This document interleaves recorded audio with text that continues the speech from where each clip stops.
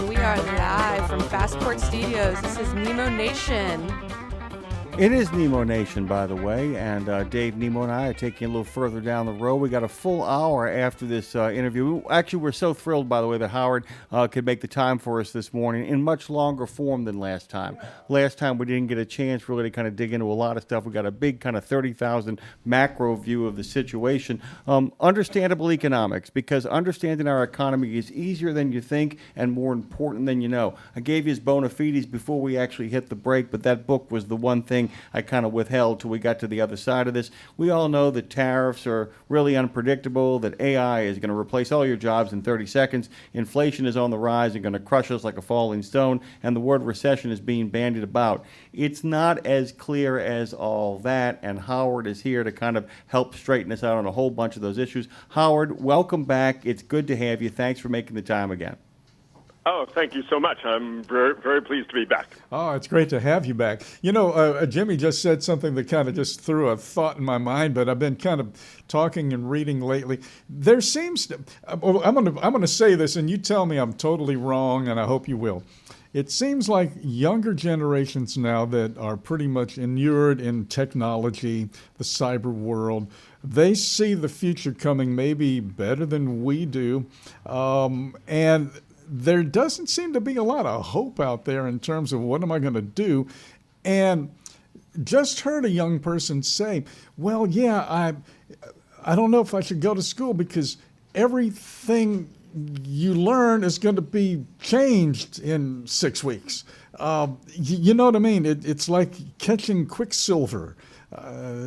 So how off, I know that's despondent, but is there a sense of despondency with the whole thing about what you talk about and what you're into? Yes.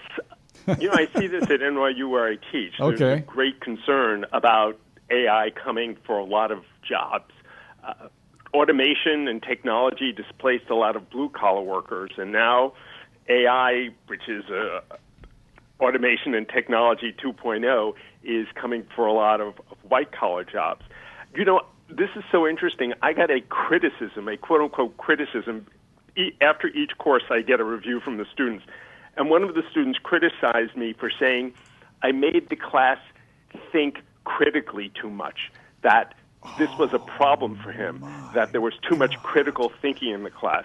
And that was exactly my intention. He meant it as an insult. I took it as a high-level compliment, because that's the only way these people are going to earn a good living, because AI can spew back information much faster and much more accurately than they can, or that, for that matter, I can.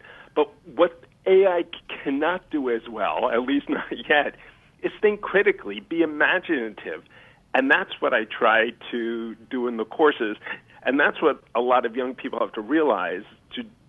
You really have to up your game in order to be able to add value in today's economy. It's not as easy as it used to be. The rewards are greater for those people who are creative enough, who can think critically enough and add value. But on the other hand, the downside is for those who can't or don't or are unwilling, there may not be a place in the economy, and that's unfortunate for them. When we've gone through this before, but we're on a completely different track than we were back in, say, the 1920s, 30s, 40s, 50s. Okay, so you have a high-rise building in New York, any big city, and you have elevators, and who operates the elevator? The elevator operator, that person, he's in a union, he or she is in a uniform, they operate the elevator. What do you need somebody in that elevator for to push a button? Because the society wasn't prepared to do that. We could not do that on our own. That sounds ridiculous today. But back then, it wasn't ridiculous. The next big thing, and I was really surprised, a little research on self-service gas stations, and you probably know where I'm going here. There was so much resistance to self-serve gas stations from the gas station people themselves, from the public, from governments. They didn't. In fact, it took years for some cities to go, and New Jersey still doesn't allow self-service. I was about to point out Yes. New Jersey Jersey still does not have self-service. Oregon, yeah. So what I'm getting at is that we weren't ready to take over these tasks. The elevator operator, the gas station attendant. Okay, so now what? What's the third? Is there a third piece to that puzzle? In other words, can you say something now that compares to what I just said, if you don't mind? I'm kind of going off in the weeds here. History since the Industrial Revolution has been displacing jobs. It started with farming jobs. At the time of the revolution, over 90% of Americans were farmers. There's no great push to get people back tilling the soil. We've become so much more efficient at farming to the point where only 1% of Americans now are engaged in farming. Mm-hmm. Do we have less food? No. Are people poorer? No. Technology has made it possible to produce all the food we need and more with, instead of 90% of the workforce, 1% of the workforce. That's a great thing. Are people unemployed as a result? No, they've moved into other jobs. Many, ironically, moved into manufacturing, and now those jobs are going away. I have a question for you. What year did the United States produce the most manufactured goods as measured by dollars? What year? I'm going to take a wild guess and say 2024. Very good. Excellent. You're much better than a lot of the students I teach. That's exactly right. We're producing goods. We're just not doing it with a lot of labor. And so people could move on to other things. The Secretary Lutnick said that he was looking forward to the day when we have millions of jobs screwing little screws into iPhones. That's not good. That's not something to aspire to. Those are terrible jobs. Those are terrible jobs. Yeah, it's a terrible job. All those jobs in poorer countries where they stitch together inexpensive garments for the world market, those are not good jobs. They're great jobs for people who were historically living in poorer countries and they had food insecurity. They're great jobs for people like that. It gives them one step up on a ladder to a better life. But for Americans, we should be aspiring to have much better jobs where people add value and have some kind of a purpose to them. And that's what we should be aspiring to. This is more of a comment than a question, but you'll see where I'm going with this. I read a lot of books for this show. I read books like about 2 to 3 books a week, and I love it. It doesn't feel like a chore at all. We talk to a lot of great authors here. One of the things I've noticed is that I've actually had to start avoiding getting the books downloaded because the damn AI literally summarizes the book. And I don't read them, but I decided I'm going to read one of these books and then go back and read the summary of it. And it was really interesting when I went back and read the summary of it, and you hit the nail on the head, was they got every single fact absolutely right, meaning that it did a great bullet point of the plot. It had none of the theme and none of the challenges that the book was actually issuing, none of the playfulness of the language, none of it whatsoever. And it seems to me that the job that is most at risk is not so much the people who work in offices, but the middle management, because the one thing that AI strikes me as being able to do pretty good is actually outline a project management situation. And I was laughing about that because there's always going to be more jobs. We like working, don't we? I mean, people like having a purpose-driven life. We often just make stuff up to do. I mean, is that kind of the bullish version of all of this? The idea that people need a purpose. Yeah. You said so much there. First of all, I have a friend who has a very high-level job in the pharmaceutical industry, and he uses AI to do the first draft. That's the important term of all of his presentations, the first draft. And then he goes from there. It's made him a lot more efficient. So people need a purpose, I think, in life. And maybe your purpose would be spent 4 days a week as opposed to 5 days a week. It was conventional to work 6 days a week not all that long ago. And now it's more conventional to work 5 days a week. Maybe we'll move to a 4-day-a-week work week. Is that a bad thing? Of course not. Increased productivity is a great thing. This is the big problem, the distributional aspects of it. people lose jobs as the economy gets more efficient. And as we get richer as a result of the economy becoming more efficient, we have to think of a better way to get those people on board with a purpose and something to do to earn a living. And that's the challenge. I was listening to you guys and I kind of lost my train of thought here, so I apologize. Well, I mean, we can, and while Dave kind of cooks up what he's got in his mind next, I just kind of wanted to follow that up as well. So I mentioned the term bullish. Can you give me a bullish vision of this economy where the AI actually eliminates a whole bunch of jobs, but as always happens, remember, the idea of the electric automobile, the petromobile, as they called it, was going to just kill all the jobs, and there would be no more horse wranglers and all that kind of stuff. Yet they found stuff for people to do. What is the bullish version of this economy? What does an AI economy that actually is humming and creating jobs look like? The whole point I make in the book, Understandable Economics, is that you don't have to theorize, spend a lot of time theorizing. You just look at the world and the answers become apparent. Two things to look at. One, the agricultural revolution.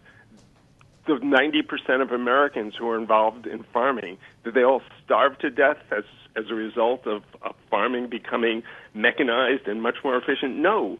They moved on to bigger and better things. And similarly, manufacturing. The manufacturing jobs, and there was a problem. There was more of a problem there. A lot of the manufacturing jobs that were lost resulted in people being displaced. They lost their purpose, and that's more of a geographic thing. The Rust Belt, and there are many cities that were hit hard as manufacturing either moved abroad or became much more efficient due to automation. So it's the role, this is where the government has to step in. And what does it have to do? We become so much richer as a result of all of these technical revolutions. We have to provide people who are displaced. Unfortunately, they call it creative destruction. The people who lose their livelihoods, they need to be given a purpose. And what can be done? One, I'll just give a few ideas. Free education, retraining. If they're older, maybe early retirement. Again, the government needs to do something, and the answer is not to make it illegal for people to pump their own gas. That's not the answer. The answer is to become more efficient and provide other alternatives for people who unfortunately are displaced. I just have to add one more example. I remember as a kid when automated tolling came in. The toll takers' jobs were threatened. Again, going with the New Jersey theme, I remember it on the New Jersey Turnpike, and they fought that tooth and nail. And it was inevitable. These kinds of improvements in efficiency are certain to happen. And, there's the famous story of the Luddites in the early 1800s destroying the automated looms in the Midlands of England. Those jobs, again, you can slow it down, but you're not going to stop that kind of efficiency from happening. The trick is to do it in a way that recognizes that there are some people who are hurt, displaced, and they need to be helped.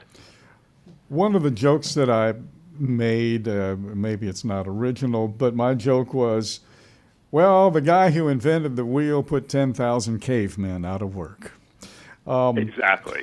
Okay, so we withstood that. We withstand automation in factories on large scale. But now it seems that people are starting to be concerned that on an individual basis, that I will be replaced by some type of robotic automaton who will do what I do instead of me. So do I send the robot to the factory and the robot comes home, but I get the check? In other words, in other words, at large scale, industry-wide automation, okay, yeah, it's going to throw some people out of work. It's going to move people into other jobs or even open up new industries to support that industry. So you've been through all of that. But now it seems to me it's more of an individual, personalized fear that one-on-one, we're going to be individually replaced. And I think that's a real fear. It's a fear, but I think it's a bit premature. Well, sure. Unemployment Yeah. is 4.1%. Unemployment is at a historically low level. Productivity is growing, but it's not growing at leaps and bounds, threatening to throw a significant number of people out of work, causing the unemployment rate to soar. So again, people need to take a breath and realize unemployment is 4.1%. It's very interesting to speculate what can happen, and I think that's a correct speculation. AI and technology will be displacing more jobs. But if you look back from the early 1800s, it's always resulted in a much richer society. Before technology was employed, most people were food insecure and poor. And it's only since the march of technology, the Industrial Revolution, have people started getting wealthier and wealthier. And I don't see that stopping. And what do we do as society becomes so wealthy that it takes less labor to do whatever we need done? Well, the work week shrinks, incomes go up, and if it becomes extreme, and I'm going to go to the extreme level, universal basic income. The economy becomes Well, I so haven't heard productive. that in a while. Yeah, but we're not there yet. That's an important thing to realize, with all due respect to Andrew Yang, who ran for president. We're not there yet. Andrew Yang also, Unemployment is- by the way, really quickly, Howard, Andrew Yang also put about 3 million truckers out of work, and that was supposed to have happened 2 years ago. He really needed to do a ride-along before he made that claim. Really Yeah, understanding it. it's not happening as fast as people think. I live in New York City, and the thought of self-driving cars here makes me shudder. The point is that this may very well become a problem at some point. It's not a problem today with 4.1% unemployment. It's just not a problem yet. But it may one day. But there's a perfect answer. As we get too wealthy, the answer is not to make us less wealthy. The answer is to take the wealth and divide it up in a way that people feel is more fair and more equitable and more purposeful. Okay, I'm going to say something here. And again, please tell me I'm wrong. I hope I'm wrong. We let manufacturing jobs go overseas. And we made up for it, and we're okay. And employment is 4%, fine. But we lost something that we cannot get back. I think we lost time. And what I mean by that is, while if you go to the new Hankook tire factory, you can eat off the floor, literally. And there are about 3 guys in there, and they are making tires like nobody's ever made them before. Okay, they have that technology in these countries that we don't have now. And somebody said, well, we need to start making chips here in the United States again. We invented chips and then we sent them overseas. Okay, let's do that. Let's build these campuses. How long is that going to take? Well, about 5 years maybe to get the thing built. How long is it going to take to educate the people who are going to work there? That's going to be a while because we don't even have the schools yet. And then where are we going to get people? Well, let's bring them in from overseas because they already know how to do it. No, we cannot do that. You see what I'm getting at? I think we're getting into this vortex. Well, absolutely. To the extent all we do is make movies and shift around money, that's a problem for the economy. The problem is that we need certain things, armaments, chips, that are essential, truly essential for our economy. And there are 2 ways to do that. We can put up a barrier to the countries that produce those goods, or we could have a very secure treaty with them. There's been a problem with treaties lately, and I think this is where I'll take one step in this direction. There is a justification for the types of manufacturing that are essential to our well-being and our livelihood to have certain barriers so that we do have some domestic industry and we're not caught off guard, caught short-handed with regard to those products. So yes, I think when it comes to chips, the silicon chips that are necessary for the computing that goes into everything, including your toaster, there is a good argument to be made that steps should be taken to make sure that we have at least some manufacturing capacity for them. Yeah, but that also requires planning as well. I mean, that's one of the big debates that a lot of people don't understand is, I mean, even if you don't like a big federal government, you need an organized and vibrant one that is able to respond. And part of the way that you have an organized federal government is by making sure that you have the people in place if you need, for a national security reason, to ramp up your manufacturing sector. Although the DOD does take care of that to some degree, it really is making sure if people really are as deeply concerned about the integrity of borders, if people are as deeply concerned about the American manufacturing base as they claim to be, there's got to be some sort of active, vibrant, and I think altruistic government push-in as well. Is that what you're suggesting? If you're not, you can say, Jimmy Mack, I don't know what the hell you're talking about.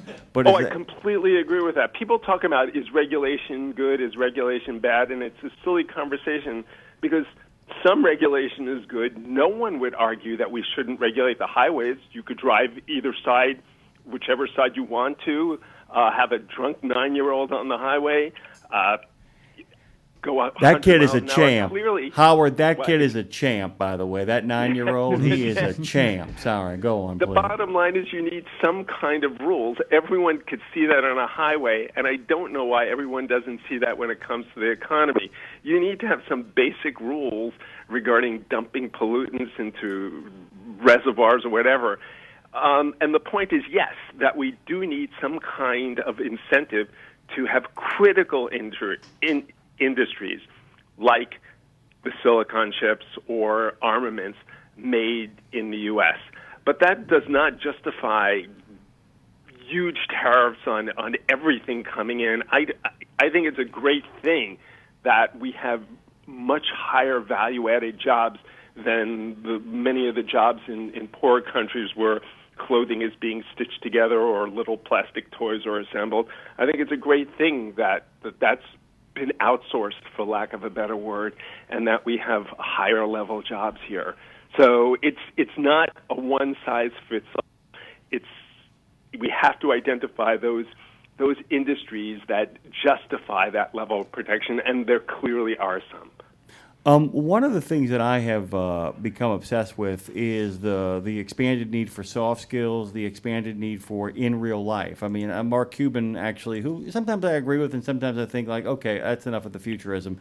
But I will say this, that I think he's right, as AI begins to expand, the demand for the kind of what I call event-driven stuff in our industry, in regards to entertainment, in regards to the dissemination of information.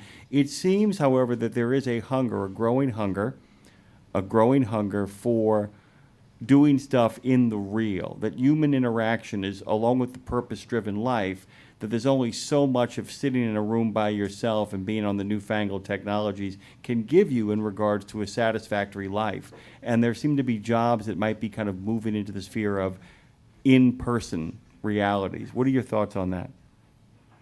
Oh, absolutely. People crave that now, and the irony is fewer and fewer people have those skills. And I think that's a result of the COVID years. I notice that in the students I teach. Many of their formative years were spent alone in their bedroom online. And I do see a diminution in their interpersonal skills. It's very significant. And those are the skills that I think are going to become even more valued due to, as you said, the great desire for more interpersonal activity.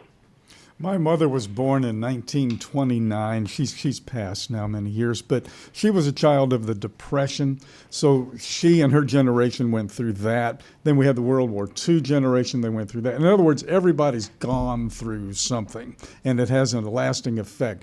COVID lasted, 2-3 years, but in this and I know this sounds stupid, but in this fast-paced world, 2 or 3 years really is tantamount to maybe a decade, 100 years ago. What I'm getting at is that you pointed, and from what you said about your students, yeah, we were affected by COVID. Younger people, children, were really affected, and we don't even know the extent of that at this point. It's amazing how that is going to have lasting generational significance. The COVID thing. I don't want to go off in the weeds here, but Well, we're already there. Yeah, By the way, yeah. Howard's got like hip boots on now. But go ahead, Howard. No, absolutely. And I think, as you said, these kind of interpersonal skills are becoming more and more important and more valued.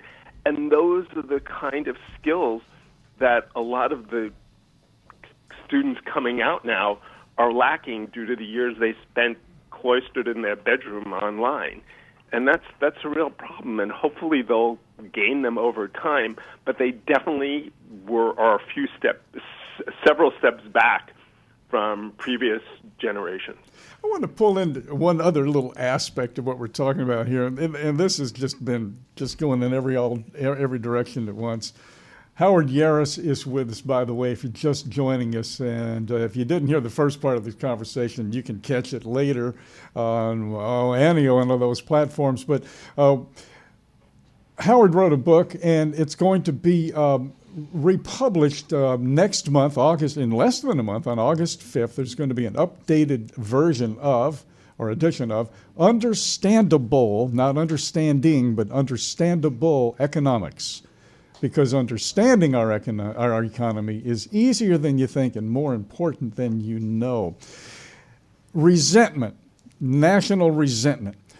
Going back to the early 60s, when I was about in the 8th grade, Alan Sherman, he was a comedian. He did a lot of parodies. He did a parody song called "The 12 Days of Christmas," and on the first day of Christmas, it was a comedy piece. On the 5th day of Christmas, my true love gave me a Japanese transistor radio. The Japanese transistor radio was the thing. It was the centerpiece of that song because we resented the fact that our transistor radios were made in Japan, and that was that many years ago. I'm just saying. There it is. I think we're out of time. Yep. Yes. Howard, if you want to, if you're willing, come back to visit us again. We love having you on, man. Want to talk tariffs next time? Yes, tariffs. All right. We'll see you later. Thank you very much. Yeah, you too, man. Thank you. Howard Yaruss, everybody.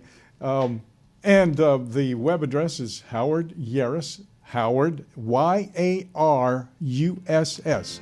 Howard, Russ, HowardYaruss.com.